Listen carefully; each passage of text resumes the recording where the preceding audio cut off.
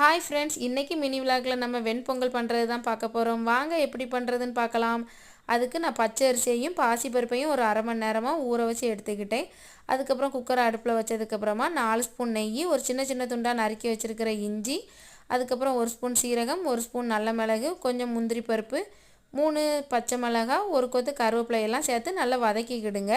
அதுக்கப்புறமா 1/4 டீஸ்பூன் மாதிரி மஞ்சப்பொடி சேர்த்துக்கிட்டேன். மஞ்சப்பொடி எதுக்குன்னா கலருக்காண்டி சேர்த்துக்கிட்டேன்.